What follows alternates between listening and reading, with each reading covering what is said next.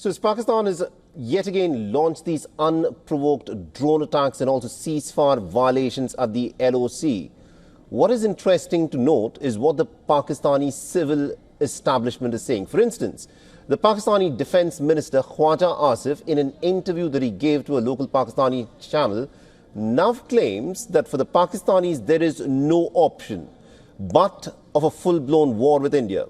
Now, he was speaking to a Pakistani media network and he is now batting for a conflict, despite the fact that India has stressed that its military action has only been limited to Pakistan's terror infrastructure. Listen to what the sitting Defence Minister of Pakistan, Khawaja Asif, has had to say. Are we staring at a full-blown war now, sir?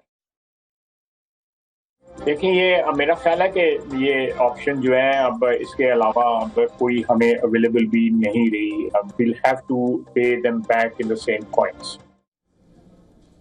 All right, so that is a statement that was made by Khawaja Asif. And also to make sense of what is happening at this moment between India and Pakistan, we're being joined by Air Commodore Dr. Ashminder Singh Bahl, who's in fact served as the Deputy Commandant the College of Airfare in the Indian Air Force. He's joining us live from New Delhi.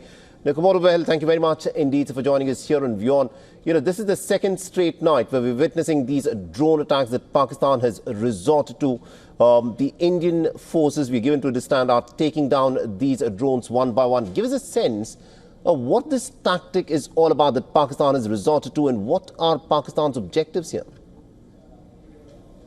Thank you very much for inviting me to your channel. After the dastardly act at Pahalgam, our response was very measured, proportionate, discriminating between civil, military and terror targets. And we hit at Hizbul Mujahideen, Lashkar-e-Taiba and Jaish-e-Mohammed, all the camps of these 9 such camps we had hit, and we caused really good damage with 100-odd terror elements being neutralized, including 10 members of the Jaish-e-Mohammed founders' family. Now, after this reaction, there was no choice for the Pakistanis but to respond because of their martial image and that of Asim Munir. So what have they done in the last 2 days? They have carried out hundreds of drones of attack, hundreds of drone attacks. For example, yesterday they carried out between 400 to 500 drone attacks on 36 locations. And today they have carried out over 50 drone attacks, starting from Jammu, and thereafter going to Aknoor and coming down to Jaisalmer and some parts of Gujarat.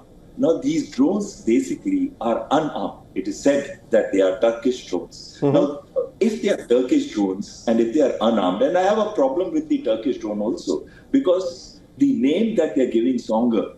Now, this particular drone has only a radius of action of 3 kilometers, which means a range of about 6 to 8. Whereas when we talk of Jammu, it's about 40 to 45 kilometers inside. And similarly, cities like Bhatinda are about 90 kilometers, Jaisalmer about 100 kilometers. So I really think either there is a different version of the Turkish drone or it is an upgraded version, probably. Now, when we say unarmed, why do they say send unarmed drones? Primarily because they want to either see the responsiveness of our station, of our air defense system. Responsiveness means 2 things: the speed of reaction and the ability to detect. So both ability to detect and speed of reaction in shooting them down. And in both cases, we have been able to perform very well, admirably well, and we have shot down all their drones that have come in. Then next thing that they would be looking at is intelligence gathering. Right. Now, if you look at Jammu itself, above is Nagrota, just a short distance away is Nagrota, which is the headquarters of 16 Corps.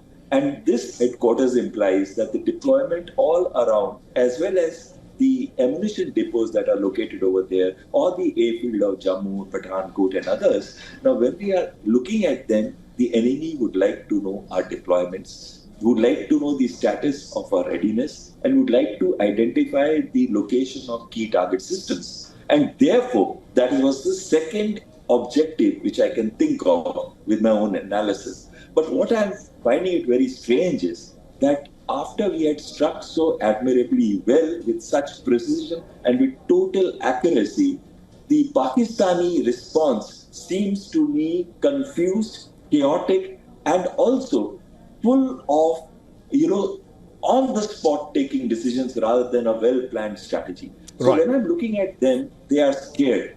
It appears to me they are scared, they want to respond, but they don't want to trigger a full-blown war so that we respond massively with shock and awe, like the Americans do. Khawaja, well, you say that Pakistan probably is not looking for a full-blown war, but that is in stark contrast to what the Defence Minister Khawaja Asif has just said. In an interview where he's probably talking to his local audience, he's playing to the galleries, but this is what he's saying on record now. He's not talking of de-escalation. He's not talking of trying to bring down the temperature. He says that Pakistan at this moment has no other option other than an all-out war with India. What is happening here? Is he just playing to the galleries, or is there some kind of a strategy that Pakistan is now building up towards? I wanted to focus at one aspect of the defense minister. He's the most pressurized person. Within his own parliament, he's being harrowed. And at the same time, when we look at what he's speaking, if you remember his statement earlier, when he had said that we have been supporting terrorism on behalf of the Western nations for last 30 years, 30 odd years, or many decades. So he's tacitly accepting that terror is homegrown in Pakistan and its footprint is everywhere, including Western nations. The second thing of this statement itself, or before this, he said, we didn't shoot down the Indian UAVs because we didn't want to give our location. Now, that I personally feel is a very immature statement, because what it tries to tell you is that if you keep sending your drones, which are armed drones, and hit at our radars and air defense systems, we have no problem. You can keep doing, we will not give our location. So somewhere down the line, probably he stumbled over there. And today's that no other option. Remember that our air defense system has been praised even in Pakistan. It is virtually appearing to be impregnable. But what I want to tell you, it may not be the case all the time. See, right now, they haven't yet saturated us. But if they really saturate us with fighters, with helicopters, attack helicopters, and also with drones and missiles and everything coming together, then probably that there would be certain losses, and we should be ready for that. Now, looking at this statement, we may not have any other option. It doesn't mean he wants to come and fight. It means that the situation is such that they have no other option but to fight. But I want to highlight one aspect. Very quickly.